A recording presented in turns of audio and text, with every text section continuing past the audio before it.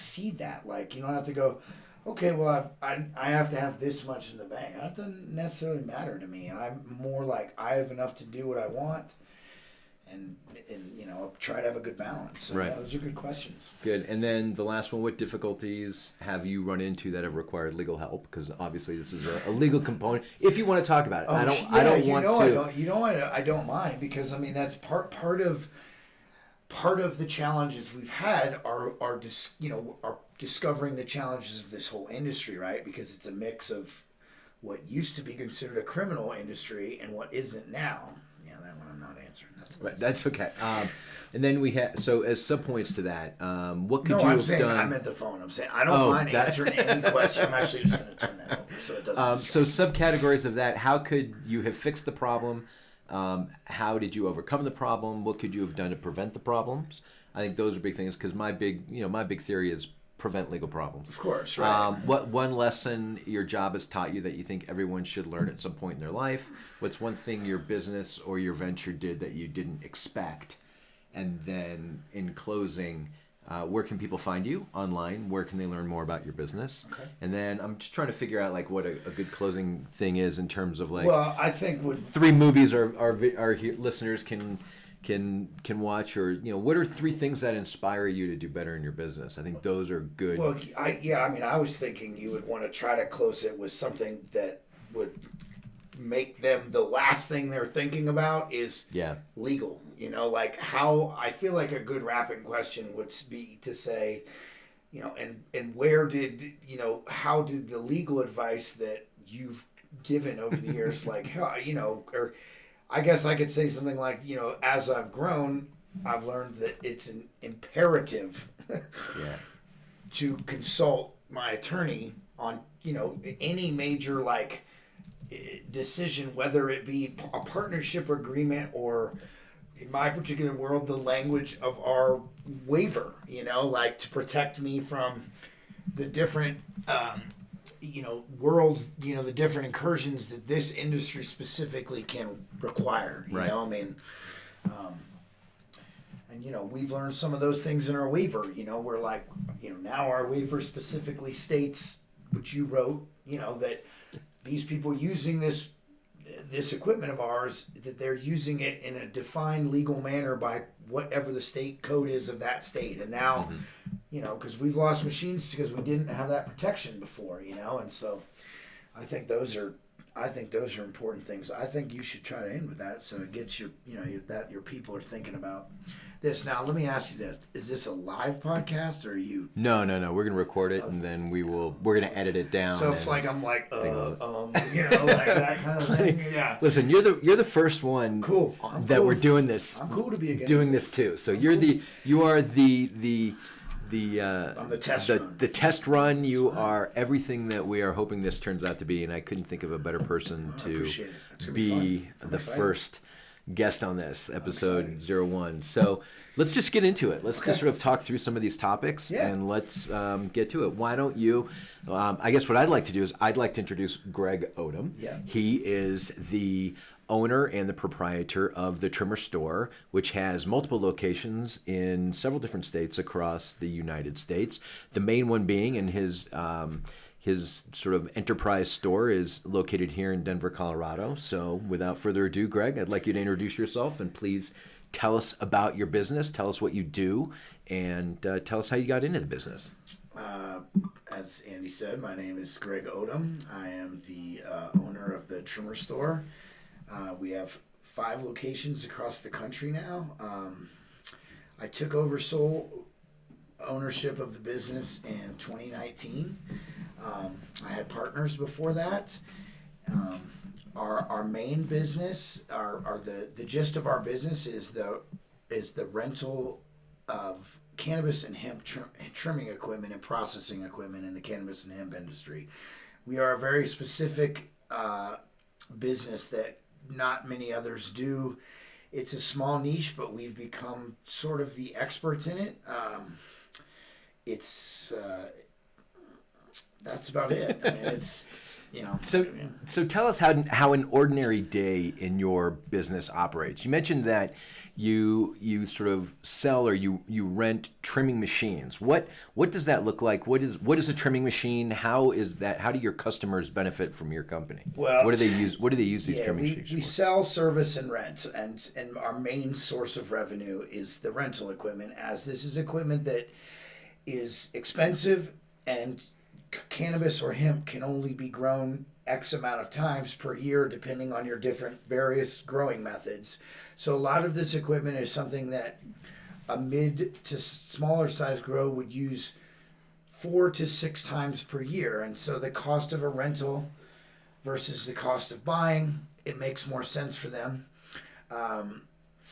to rent instead of buy. And so, we service that niche, and it's a very specific industry that we've learned and become experts on. There's many different grow stores, many different methods of growing cannabis or hemp, but there's only really so many ways to deal with it after the plant is cut down, which is a huge part of the harvest.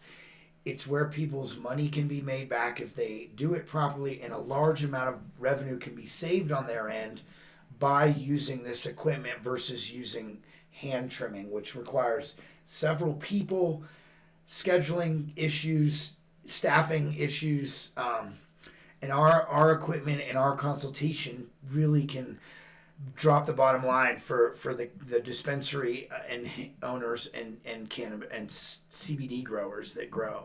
So we really help their bottom line and efficiency. So if I owned or operated we'll call it a farm, right? If that grows Correct. either marijuana products or marijuana plants or hemp plants, Correct. I need to have a way of getting that plant processed and into a way that people can then use it and utilize it for whether it's CBD production, whether it's in the dispensaries, right, that kind of thing, and processing the plant right. itself. And that's where you come in. Right. There's a lot to do after the plant is cut down, before it goes to its final destination, whether that be it turned into a processed product like a shatter or wax, or the several different ways that they transform cannabis or flower. But this is a very timely and expensive process if done by hand, and our machines really speed this up and make things more efficient. I mean, just a quick mathematical example would be the average person can trim 1 to 1.5 pounds in an 8-hour workday, and we have machines that can trim up to 80 pounds per hour. That's crazy. So, and everything in between. Smaller ones that do 3 to 4, but even the smaller ones greatly reduce the amount of time that even a small caregiver that grows cannabis just for their own self, it relieves their arthritis, their use of their hands, and the products are now so good that you really can't tell the difference. So this is a very specialized and a very niche industry. Yes. With that sort of buttresses and complements the marijuana and the dispensary industry here Correct. in Colorado. How did you decide that was where you wanted to go in your business, that was the right direction for you to take in your business? How did this sort of manifest itself into your current venture? Well, I mean, I've always been an entrepreneur since I was 18 years old when I started my own car detailing business, and just done different things like that. And my old business partner, we kind of came up with the idea together. Back in the day, you could grow cannabis in your house and sell it to the dispensaries, and he came to my house one day and just in conversation said, I looked for a trimming machine on Craigslist and couldn't find one to rent. And the light bulb kind of went off, and I said, well, if you need one, there's got to be other people. And so we put up a fake ad on Craigslist that said we had a machine to rent, and just to test the waters. And within a day, we had 3 or 4 people that called. And so the next day, we went to the grow store where he got his grow supplies, and we bought a trimming machine, and that was the birth of the trimmer store. And the interesting thing is that you and I actually met through your old business Correct. partner. Yes. And that was 10, 12... That was in 2010. 2010. So yeah, 12 years ago. 12 years. Which is ridiculous that the marijuana industry here in Colorado has been around and building sort of since then. Obviously, it started off in the medicinal stage, and now it's recreational. But right. I remember meeting you the first time, and meeting with you and your business partner, and coming up with that idea. And how are we going to structure this business? Right. And how can we protect ourselves? Exactly. We were. I was quick to realize that we couldn't just. This isn't a business like where you're lawn mowing, and you may or may not have to do things, technically properly. But I was quick to realize that, if somebody used one of our machines that we rented them and they got injured, that's on us. And so, that was where we quickly decided we needed you to, help guide us with creating a waiver release that was very specific to our industry. And then, for my old partner and I to create, a real business operating agreement, because I had always been an entrepreneur, but they were always things that I had done on my own, that didn't really require too much use of a real business structure, mm-hmm. Books, a lawyer, things of that nature. This, however, was immediate that we needed guidance in both of those. Specifically, my biggest fear was the waiver, knowing, if somebody injured themselves using our equipment, that could come back to haunt us if they didn't sign a proper release form. And so that was my first order of business with you. And it's making sure you were protected, because other people using your product can be very stupid. Yeah. If you, when you rent any equipment from a giant home goods store, I don't want to use any specific names, but they're going to do the same thing. They're going to ask you to sign a waiver. If you borrow a chainsaw and you cut your arm off, it's not their fault. The same way with if you use our equipment, and because of the different levels of, legal and non-legal sides of the cannabis industry and the gray area that existed, especially more at the beginning, we needed to make sure that we were protected if somebody's equipment got stolen and or confiscated while they rented it from us, that we were covered. And that required Andy's, his specific knowledge and, creating a document that would hold up in court and you, to protect us. You bring up a really good point, and that is you're trying to create, you're entering an industry that is highly regulated. Yes. That means if people are going to be utilizing the product or the service that you are providing, that they are equally, that you're promising, or at least they're promising, that they're going to be using your equipment for lawful purposes. Yes. So one of the issues, if I remember correctly, that you had to overcome was making sure that the people who were using your equipment to harvest their marijuana were actually properly licensed by the state, and that they, were using it for an appropriate purpose. And that's where what we were doing and what the state laws are.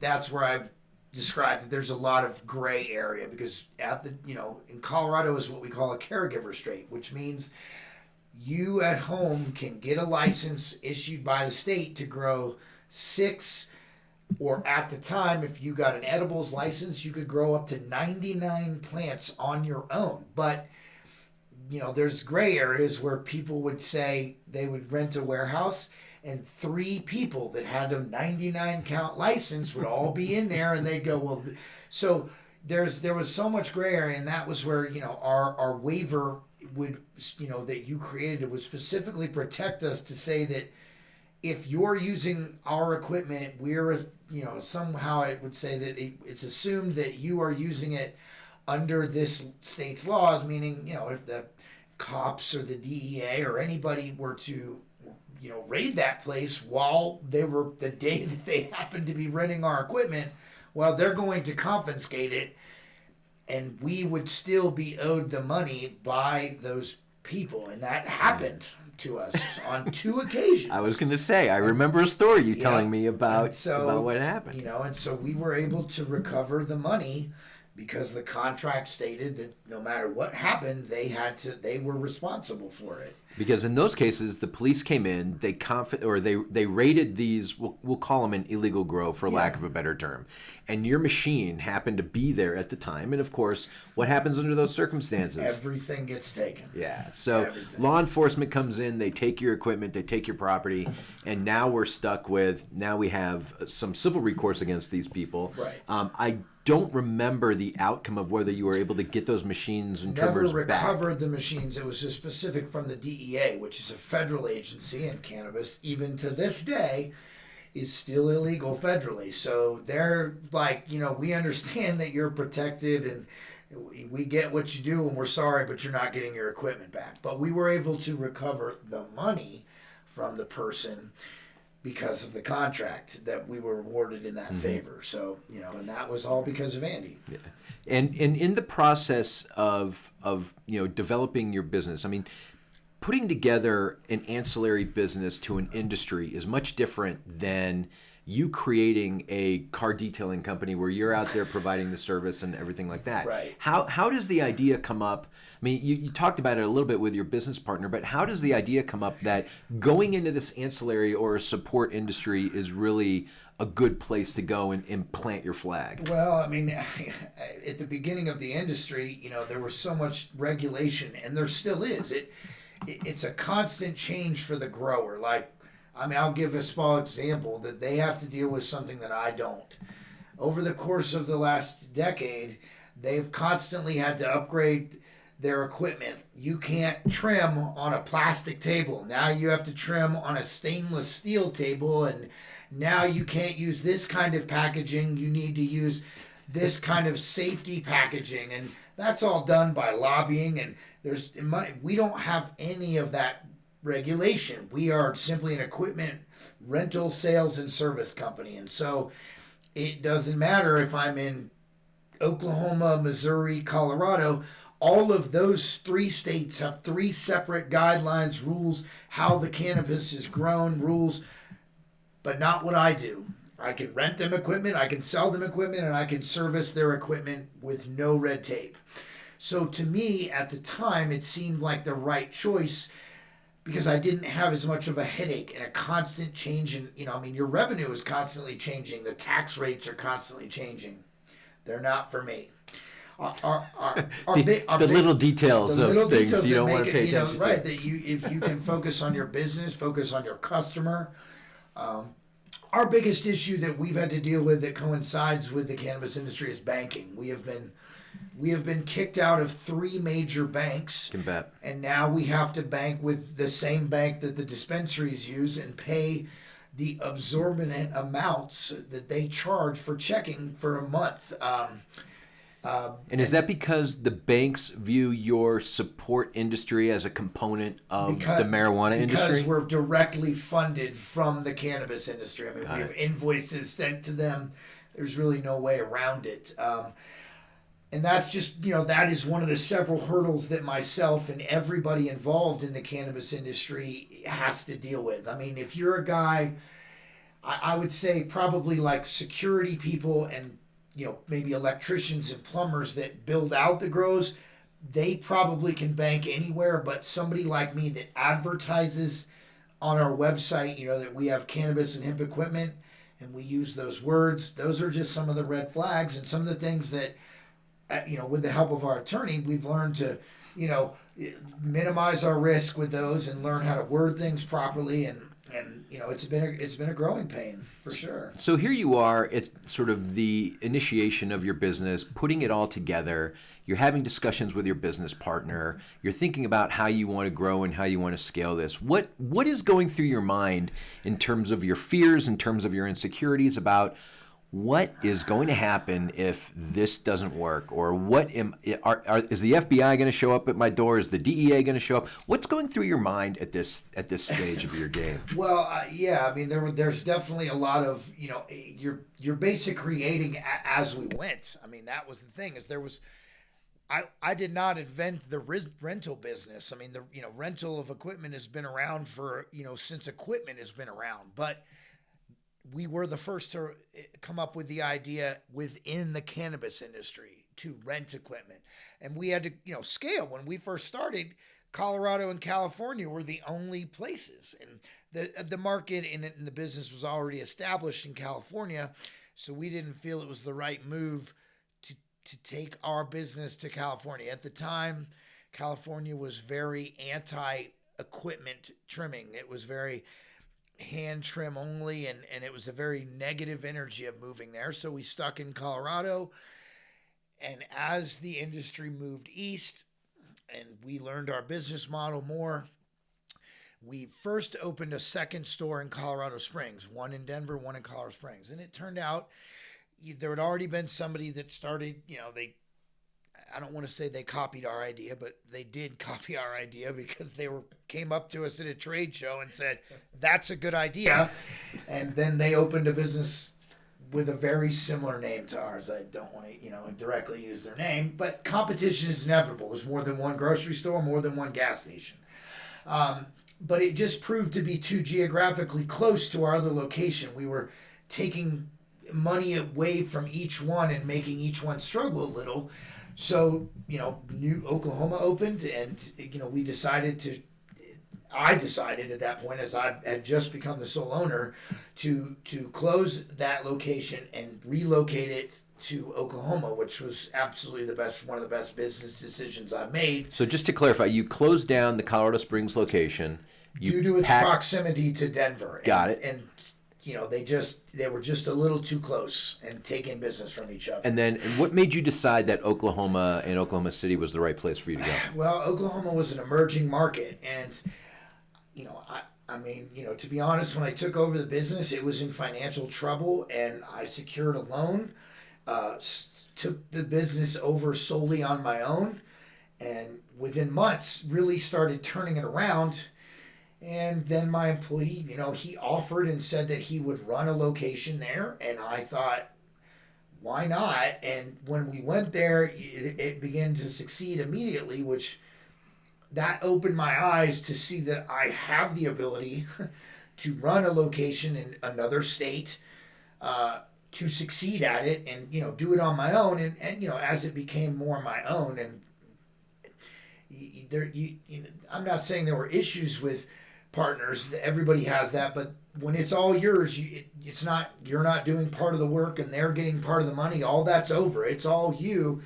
So you really begin to dive in and take it as a passion and a love. And then I realized if I can open a store in another state, why can't I open, another store in another state? And then I had people approach me from St. Louis that as Missouri became a legal state, they wanted to get into the business and realized, without knowing me, they looked at ancillary businesses too and thought that my model was a good one and approached me to be partners. And, as we went, that was a big learning experience to go back and forth with contracting on whether we should do licensing or become a straight partner. Right. And I think for our particular business model, partnership is the way to go, as there's a lot less red tape.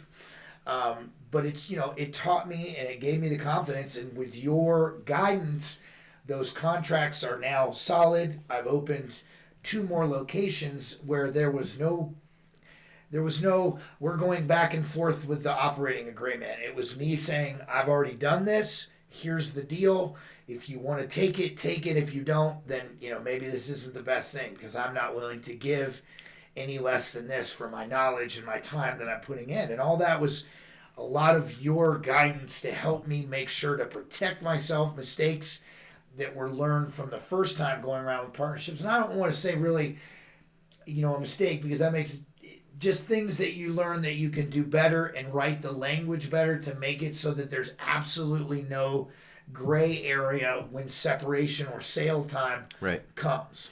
And those were all learning experiences. And, because our industry is new, our specific industry and our business is a new one, it was challenges for you that you had to learn and help us with, and you really did. Well, let's talk about that event. And I mean, your business has come so far. You had your business partner to begin with. Yeah. You ultimately, and I think we kind of missed this step in our discussion, you ultimately dissolved your business relationship with your former business partner. Correct. And now you are the sole owner in your business here, which is great. And I think everybody who starts in this wants to be able to build something. But you have managed to build a brand for yourself. Correct. As the Trimmer Store, which you are proudly displaying here on your shirt today, and appropriately so.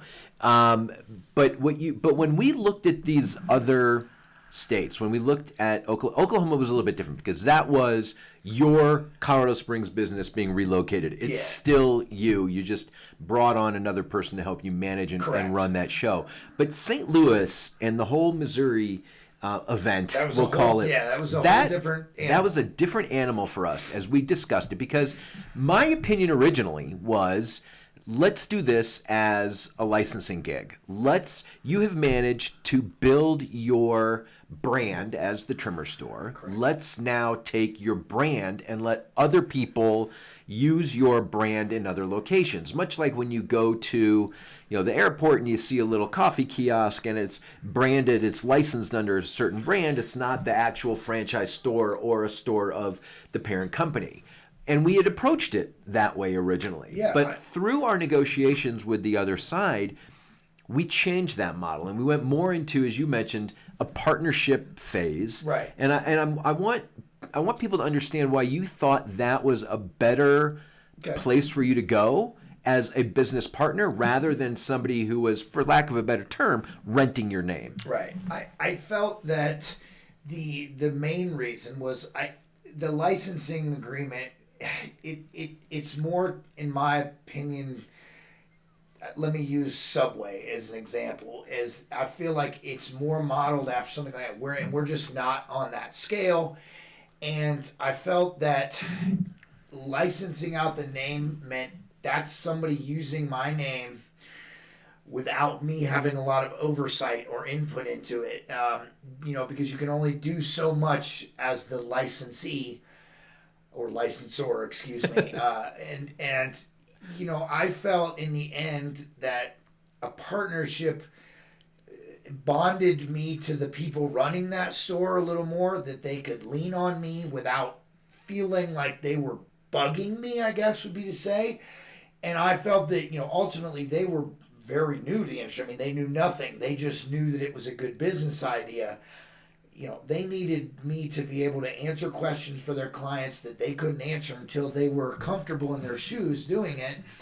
And, the way that we ended up, finalizing the agreement, part of it is, in a way, still a little bit of a licensing agreement, as they are using our trademarked name, the Trimmer Store, and our brand, our watermark and things are still owned by me, so that if things go south, they cannot keep or retain that name. So it was a blend, in my opinion, of a little bit of licensing and ending up, with a partnership where I'm a minority partner, but I'm still on paper as a partner. And I felt in the end, for the smaller size that we are, that was the way to go.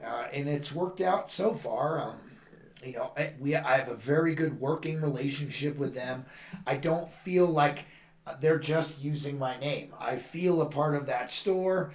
I feel, that I can go there, and if they needed me to do, a larger consult or demo, we're all part of the team, and I like that environment. So for me and my particular likes and dislikes of a way to run a business, and having a personal touch, I don't want to use the word, I'm a blue collar guy. Like, I believe in, I clean my own machines. You're a no collar guy. What are you talking about? Well, I work on the machines. I'm not just a manager. I don't believe that. I believe that the owner of a business should know how to do, everything in there. Now, they may not stay in that role forever, because eventually, if a business has to grow, the owner shouldn't be the guy cleaning the machines. He needs to be the guy thinking about where the next location should be, and how to accomplish that, you know, Right. and that's, but if I want to give my guys the weekend off and go work, I'm not above that. It keeps me grounded. It keeps me knowing what to do in my business. And that's just who I am as a person. And so I felt for me as a person and comfortability for me that the partnership over the licensing agreement, it was the way to go. And, if this were to go international and grow in the next 10 to 20 years, then that obviously might need to be modified because I can't be in 50 locations and I can't help people in 50 locations and speak multiple languages. So, those are things that as we grow, we will overcome those hurdles. But for the first 5 stores, I wanted it to be partnership. And I like the idea, and as you and I discussed it more, I like the idea of having somebody, have the proverbial skin in the game, right. Which I think your business partners in St. Louis, they do. They're very nice people. They work very well with us as we're putting things together, yeah. And it sounds to me like you have a great business relationship with them now. After God, it's probably been how long now? 2 years, maybe more. No, actually, not that long. No, actually, they just opened their store in July of 2021. Okay, so it's been about almost a year. We were working on the contract maybe this year. Okay.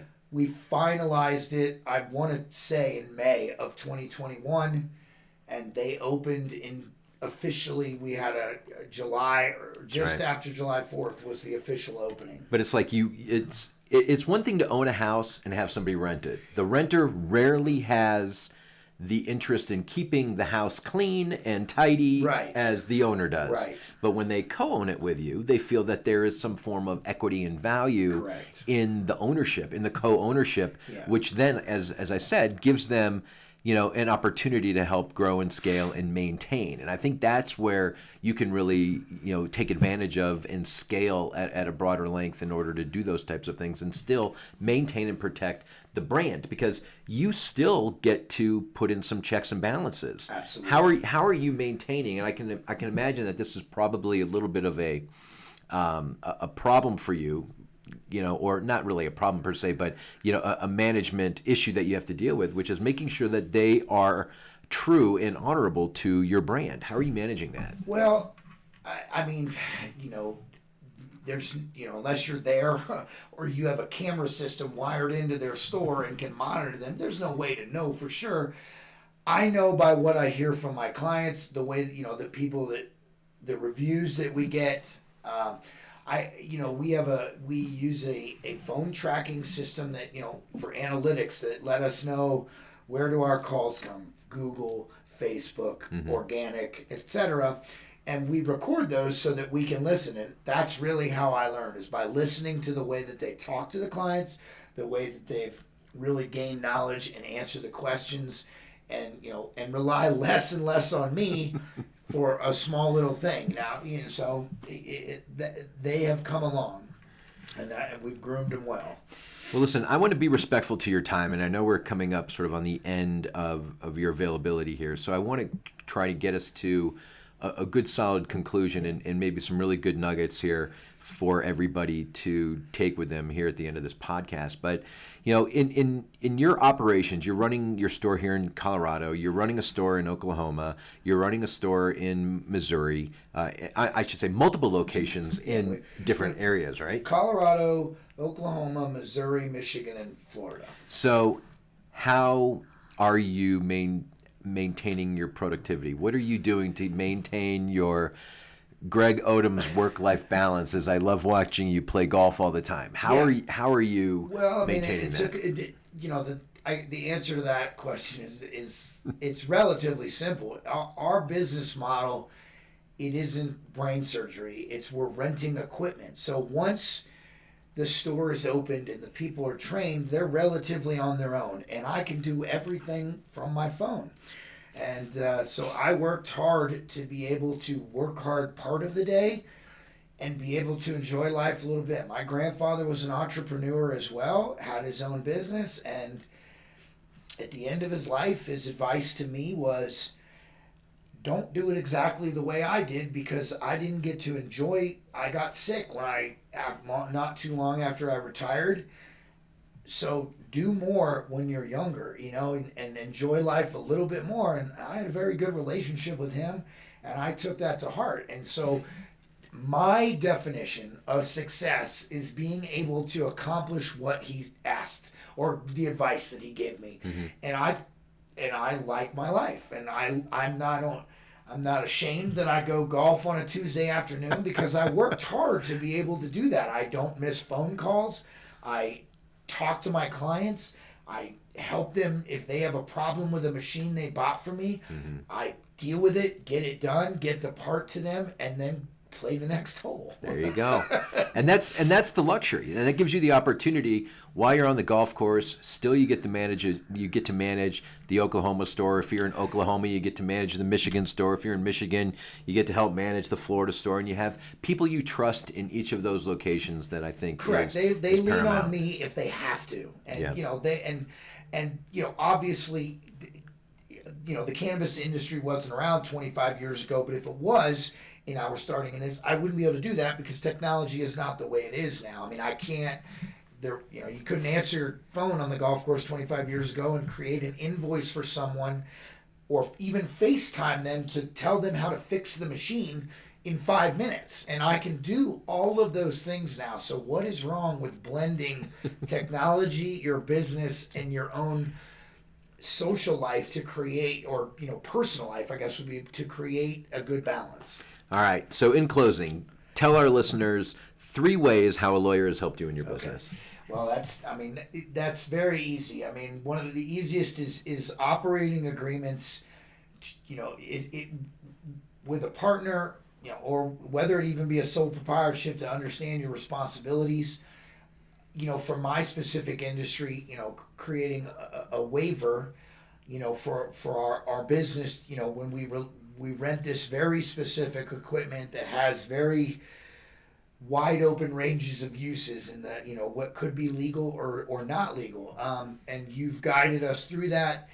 But mostly, I would have to say, the overall thing, what I do is partnerships. So having very good language in your partnership agreement, your exit strategy with your partners on what we're going to do if we sell the business, who gets a vote on whether we sell the business or not, because I overall own my brand. So even though I have partners at different locations, if someone were to come in now and make us an offer, I supersede and could say we can sell the business, like my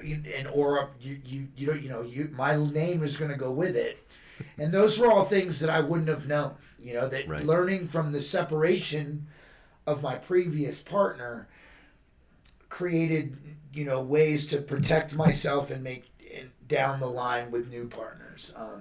And I think that overall gives me a high level of comfort and reduces any, future anxiety because it's already been written down and signed. Right.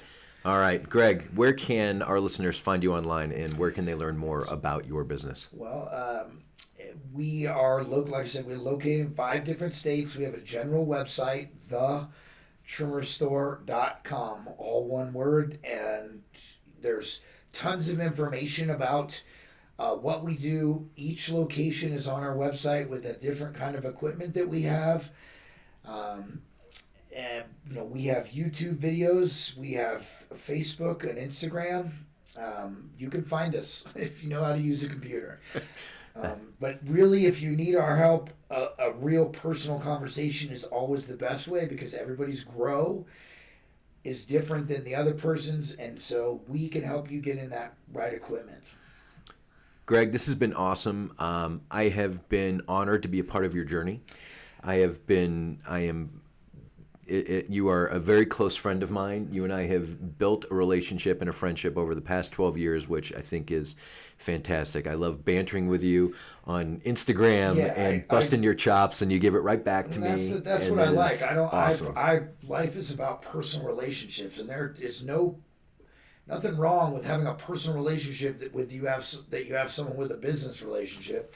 And I've truly enjoyed it over the last 12 years too, becoming friends with you, and also really knowing that you have my best interest in mind, and I appreciate the way that you will give it to me straight, the same way that I give it to people straight. Right. You know, are very black and white with me, and I don't always necessarily agree with you, and that's part of our relationship. Is that I listen to what you say, I take it into consideration, and then I make my own decision on it, and right. you respect that, and I truly appreciate and that. you That's don't why I stay with you. Yeah, and you don't hesitate to tell me if I'm lacking in some form or fashion, if something's not getting done as quickly as you would like. Right. The point being that our relationship as not only business associates, yes. but as friends has really, I think, helped grow my business and also help grow your business. I would absolutely agree. Awesome. I know you're short on time. Again, thank you, Greg. Yeah. Always awesome. a pleasure, buddy. Thanks, bud. Thank you.